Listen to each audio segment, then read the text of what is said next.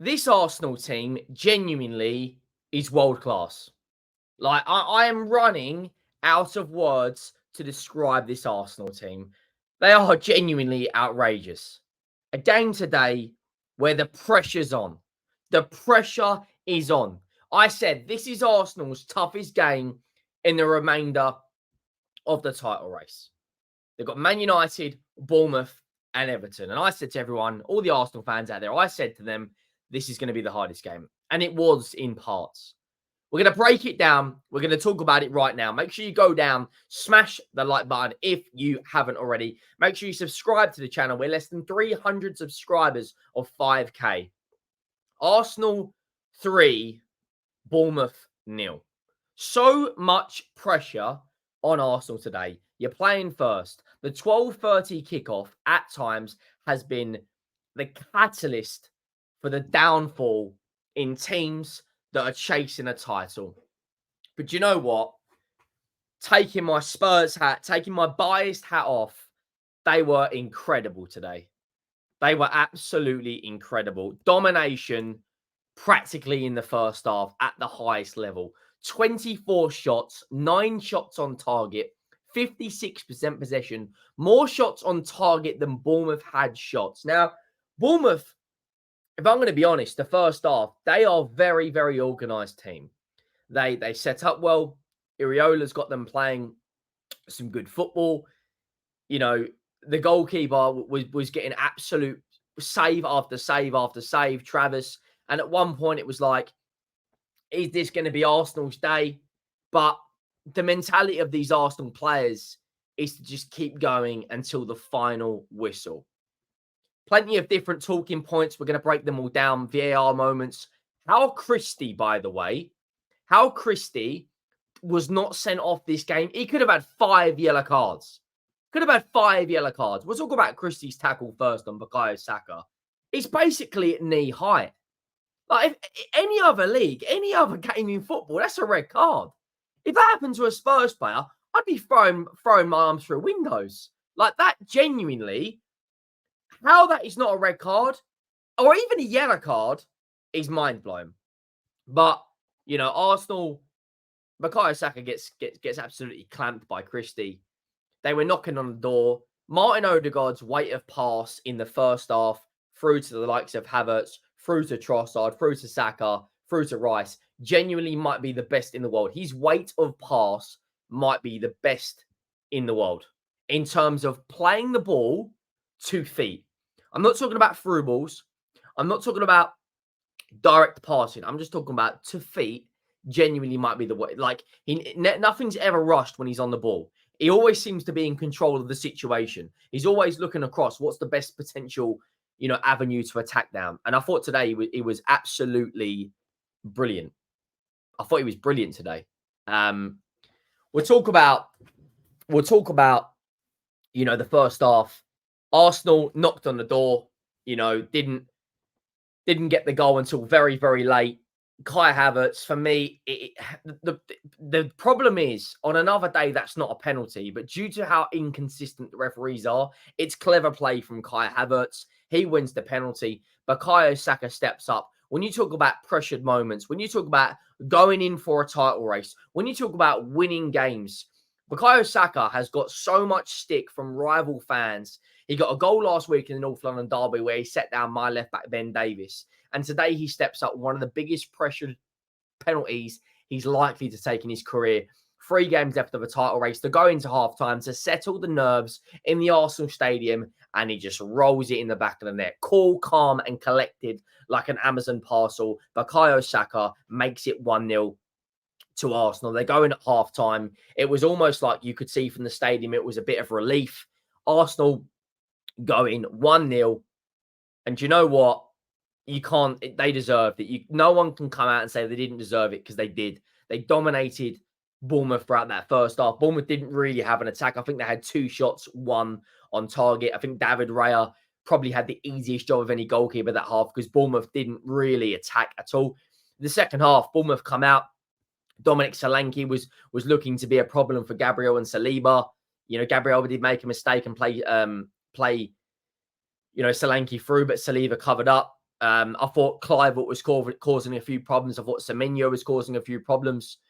I don't think that the midfield of Christie and Cook did particularly well against Arsenal. I thought Declan Rice was absolutely magnificent today. He was my man of the match. The way him and Partey are playing together, Partey's almost given the license for Declan Rice to go forward, and it's almost given Declan Rice the freedom to kind of play the 8 role, the advanced 8 role that we know he can play so well. And Thomas Partey, played well today. He's got 90 minutes under his belt. I do still think he will leave at the end of the season, but it's a fantastic performance for the way that Partey and Rice work together. It gives the perfect balance to that Arsenal midfield. And I generally thought today, both midfielders were very, very good. The second goal comes from Leandro Trossard. The ball gets played into Declan Rice. Declan Rice turns, plays it through to Trossard, and he gets his 16th goal of the season, whips it past Travers in the back of the net. 11 Premier League goals, 16 goals in all competitions. In my opinion, other than Bukayo Saka, has been the front three for me has got to be this. Trossard, Havertz, Saka. They are the most informed forwards. As great as Martinelli's been for Arsenal in the last few years, not clinical for on goal at the moment. Gabriel Jesus does too many touches to me. But, the finish from Trossard makes it, 2-0. And Arsenal look like they're in cruise control. Then a moment of absolute madness happened. I want to say it was 5 minutes after this. There was about 75 minutes on the clock when the ball goes into the box. And there's 2 incidences where you've got Saliba pulling Billing and you've got Solanke barging Raya. Now, in isolation, looking at the instances differently, the Saliba incident happens first, where he does pull Philip Billing's arm. Now, what I'm saying is the Premier League referees are so inconsistent. On another day, that will be a penalty. Now, we know goalkeepers at times get the run of play, and we know the fact that Solanke, when he barges Raya, that's going to be a foul. So in isolation, they're both fouls, but the ball goes in the back of the net. I think it is the right decision to rule the goal off, but Bournemouth will definitely feel hard done by. On another day, it's not a penalty on the Kai Havertz situation. Not saying that this one wasn't, but saying how inconsistent the referees are in the Premier League. On another day, it is a penalty. It's clever play from Kai Havertz, and David Raya knows he's going to get barged. He punches it. The ball then hits the crossbar. The rebound goes in the back of the net. The Premier League officials rule it out, disallow the goal. And then, at the very, very end, 97th minute, Gabriel Jesus comes on. Martinelli comes on. Arteta. Arteta's tactics in this game were brilliant. I thought he got the substitutions right as well. My score prediction on Lee Judge's channel was 4-0. Arsenal probably should have had 5 or 6 goals today. Travers did make some worldy saves. The ball goes into Declan Rice, and it's a fantastic finish. Absolutely fantastic finish. And what a signing Declan Rice has been this season. What a signing Declan Rice has been. £100 million, double digits for goal contributions. Delivers today a goal and assist. My man of the match. I thought he was absolutely world class. I thought he was world class today. Unbelievable performance. And hopefully he carries that into the Euros for England. But Arsenal now are doing everything they can and putting as much pressure on Manchester City. They've got a game where the whole world will be watching today at the Etihad. Man City versus Wolves, in a Wolves team that have already beaten Man City this season and are very unpredictable. That puts massive, massive pressure on Man City. And Arsenal now make it 4 wins on the bounce and make it 5 Premier League wins out of the last 6 games.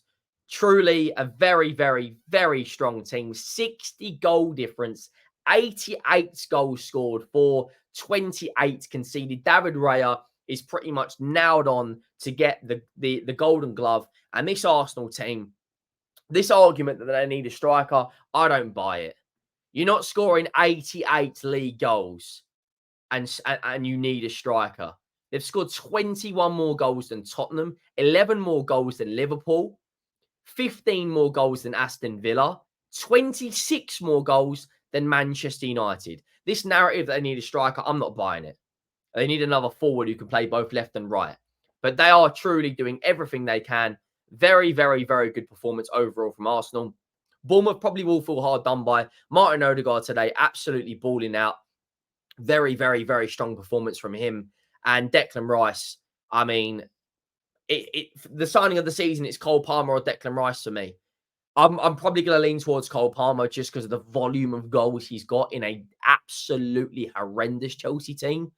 But genuinely, right now, this Arsenal team is doing absolutely everything they can.